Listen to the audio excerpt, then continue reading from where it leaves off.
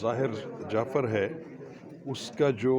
رویہ جو کورٹ میں بھی ڈسپلے ہوتا رہا کہ اس کو ایک دو دفعہ زبردستی یہاں سے نکالا گیا اور وہ جو ہے اس کی مینٹل سٹیٹ ٹھیک نہیں ہے یا وہ پاگل ہے یا لونیٹک ہے، تو انہوں نے باقاعدہ ایک درخواست دے دی ہے۔ بسم اللہ الرحمن الرحیم۔ السلام علیکم ناظرین، میں ہوں قمر زیدی، یوٹیوب پہ آپ میرا ویلاگ دیکھ رہے ہیں۔ ناظرین، آج کے ویلاگ میں ظاہر جعفر کے حوالے سے ایک ایسی اپڈیٹ میں آپ کے ساتھ شیئر کرنے والا ہوں جس کا خدشہ ہمیں بہت پہلے سے تھا، اور میں اپنے پچھلے ویلاگز میں یہ بتا چکا ہوں کہ اگر یہ معاملہ ہو گیا تو بہت مشکل ہو جائے گی ظاہر جعفر کو سزا ہو، مطلب وہ کام ہو چکا ہوا ہے، وہ درخواست دائر ہو چکی ہوئی ہے، اور اس کا جو سب سے بڑا کانسیکوینس ہے وہ یہ ہونے والا ہے کہ یہ مقدمہ رک جائے گا۔ آخر ایسا کیا ہو گیا کہ یہ مقدمہ رک جائے گا، اور ایسی کیا چیز سامنے آئی ہے آج اس ویلاگ میں آپ کو بتانے لگا ہوں۔ ظاہر جعفر کا کیس جتنی ہائپ اس کیس نے پکڑی، جس طرح سے وہ کیس ڈیلی بیسس پہ چل رہا ہے، جس طرح سے آج بھی گواہوں کے بیانات قلم بند ہوئے ہیں، آج بھی ان ڈاکٹرز کو بلایا گیا جنہوں نے پوسٹ مارٹم رپورٹ بنائی اور اس پر سائن کیے تھے، اور یہ مقدمہ بڑی تیزی سے آگے جا رہا ہے اپنے منطقی انجام کی طرف، لیکن اچانک یہ درخواست جو آئی ہے اس سے کیا امپیکٹ ہوگا یہ ہم ڈسکس کریں گے آج اپنی اس ویڈیو میں۔ ظاہر جعفر کو جو ہے پاگل قرار دینے کی ایک درخواست وہ دائر کر دی گئی ہے ان کے وکیل کی جانب سے کہ ان کا ذہنی توازن نہیں صحیح، اور یہ درخواست جب دائر کی گئی ہے تو جو شوکت مقدم ہے ان کے وکیل بھی گھبرا گئے اور انہوں نے میڈیا سے بات چیت کی ہے، کیونکہ ان کو یہ لگتا ہے کہ اب یہ مقدمہ جو ہے اگر اس پر میڈیکل بورڈ تشکیل دے دیا جاتا ہے تو بڑا مشکل ہو جائے گا ان کے لیے یہ مقدمہ جیتنا۔ اس کی پوری ڈیٹیلز آپ کو اس ویلاگ میں سناتا ہوں، لیکن سب سے پہلے آج بات کرتے ہیں، آغاز کرتے ہیں ویلاگ کا کہ آج سماعت میں کیا کچھ ہوا۔ آج ڈسٹرکٹ کورٹ عطا ربانی کی جو ہے اس میں سب سے پہلے ذاکر جعفر، ان کے جو مالی ہیں، ان کے ساتھ ڈرائیور جو ہیں اور جو چوکیدار تھے ان کو پیش کیا گیا عدالت میں، اور اس کے ساتھ ظاہر جعفر بھی شامل تھے اور عصمت آدم جی کے وکیل بھی شامل تھے۔ گواہوں کے جو بیانات ہیں وہ قلم بند ہونے تھے۔ مختلف گواہان جو ہیں جس میں ڈاکٹرز کو بھی آج بلایا گیا تھا، ڈاکٹرز نے اپنے بیان میں باقاعدہ طور پر بتایا کہ پوسٹ مارٹم رپورٹ کیا آئی اور نور مقدم کا جو پوسٹ مارٹم کیا گیا اس میں ان کی کیا حالت تھی، اور وہ پوسٹ مارٹم کے لیے باڈی انہیں کب ریسیو ہوئی اور کب ان کی جانب سے واپس دی گئی۔ اس کے ساتھ جو اے ایس آئی تھا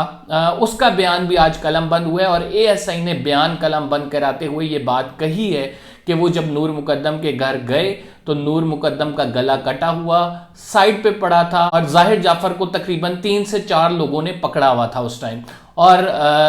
پولیس کے پہنچتے ہی وہ 3 سے 4 لوگ جو ہے چلے گئے، اور ظاہر جعفر نے ہی بتایا کہ یہ میرا نام ظاہر ہے اور یہ نور مقدم ہے، اور ساتھ انہوں نے نور مقدم کے والد شوکت مقدم کا نمبر بھی پولیس کو فراہم کیا۔ یہ بیان قلم بند کرائے اے ایس آئی کی جانب سے جو اس تمام مقدمے کا گواہ ہے، جس کی جانب سے یہ مقدمہ درج کیا گیا ہے، اور اس نے ایگزیکٹلی وہ بات کی ہے جو کہ ہم رپورٹ کرتے آ رہے ہیں کہ اے ایس آئی وہاں پہ جب پہنچے تو تھیراپی ورکس کے لوگ وہاں پہ موجود تھے، اور ان تھیراپی ورکس کے لوگوں نے جو ہے ظاہر جعفر کو پکڑا ہوا تھا، اور ظاہر جعفر اس کے بعد جو ہے پولیس کی حراست میں آ گیا، اور پولیس نے تمام چیزیں وہاں سے جو آلات قتل تھے وہ اپنے قبضے میں لے لیے۔ ویڈیو کے آغاز میں اپنے ایک بات کہی ہے اور اس بات کو میں ذرا ایکسپلین کرنے لگا ہوں، کیونکہ یہ تھوڑا سا لیگل معاملہ ہے، جو لیگلی سمجھتے ہیں چیزوں کو وہ بہتر طریقے سے انڈرسٹینڈ کر سکیں گے کہ ظاہر جعفر کو مینٹلی ریٹارڈڈ قرار دینا یا اسے پاگل قرار دینا اس مقدمے کے لیے کتنا ڈیمیجنگ ہے۔ اس بات کا خدشہ، اس بات کا اظہار ہم پہلی ویڈیو سے کر رہے ہیں کہ یہ کیس ضرور چل رہا ہے، ہم اس کو فالو کر رہے ہیں، اس پہ آپ کو اپڈیٹس دے رہے ہیں۔ میرے پوری یوٹیوب پہ آپ کو ایک سیریز نظر آئے گی نور مقدم کے حوالے سے، وہ پلے لسٹ میں جا کے آپ دیکھ سکتے ہیں۔ میں اس بات کو پہلے کہہ چکا ہوں کہ اگر اس کو پاگل قرار دے دیا جاتا ہے میڈیکل بورڈ کی جانب سے تو یہ مقدمے کا کچھ نہیں ہونے والا۔ آج اسی بات کا بالکل اظہار شاہ خاور صاحب، جو شوکت مقدم صاحب نور مقدم کے والد ہیں، ان کے وکیل ہیں، انہوں نے کر دیا۔ انہوں نے کہا کہ دیکھیں پلاننگ کے ساتھ چیزیں ہو رہی ہیں۔ پلاننگ کے ساتھ کیا چیزیں ہو رہی ہیں کہ ظاہر جعفر نے پہلے عدالت میں 2-4 دن شور ہنگامہ کیا جس کے باعث اس کو عدالت سے نکال دیا گیا۔ پھر ظاہر جعفر کے وکیل جو ہیں ایک انفلوئنشل آدمی ہے، وہ پیسہ لگا سکتے ہیں، انہیں پتہ ہے کہ پیسہ کہاں پہ لگانا ہے، انہوں نے پیسہ بھی لگایا، اور پھر ساتھ جو ہے آپ کو پتا ہوگا کہ ظاہر جعفر نے جیل کے اندر کوشش کی کہ وہ امریکن امبیسی کے لوگوں سے ان کی ملاقات ہو, کسی طرح انفلوئنس ڈالا جا سکے پاکستانی جوڈیشل سسٹم پہ. جو سب سے بڑی ڈیولپمنٹ ہوئی ہے وہ ڈیولپمنٹ یہ ہوئی ہے کہ ایک جو درخواست اب دائر کی گئی ہے سکندر صاحب کی جانب سے جو ظاہر جعفر کے وکیل ہیں, اس میں کہا گیا کہ آپ ان کا میڈیکل ایگزامینیشن کرا لیں اور میڈیکل ایگزامینیشن سے یہ بات کلیئر ہو جائے گی کہ یہ شخص جو ہے وہ اپنے ہوش و حواس میں نہیں تھا جس ٹائم اس نے قتل کیا ہے, اور یہ شخص ویسے بھی پاگل ہے. یعنی اب یہ پاگل جو یہ آپ اس کے خلاف ایک پورا مقدمہ چلا رہے ہیں, یہ شخص تو پاگل ہے, اسے سزا دینے کی کیا ضرورت ہے, سزا بنتی نہیں ہے. اچھا لیگلی کیا ہوتا ہے اگر کوئی شخص پاگل ڈکلیئر ہو جائے تو ہوتا یہ ہے کہ عدالت میں اس کا میڈیکل ایگزامینیشن ہوتا ہے اور میڈیکل بورڈ اس نتیجے پہ پہنچ جائے کہ یہ شخص پاگل ہے تو کیس جو ہے وہیں پہ رک جاتا ہے, کیس کی آگے سماعت نہیں ہوتی ہے. اور چونکہ وہ شخص پاگل ہوتا ہے تو وہ کسی سزا یا کسی مقدمے کا اہل اسے قرار نہیں دیا جاتا کیونکہ ذہنی توازن کھویا ہوا ہوتا ہے, تو لہٰذا وہ رک جاتی ہے. اور بہت سارے لوگ اس چیز کا بینیفٹ اٹھاتے ہوئے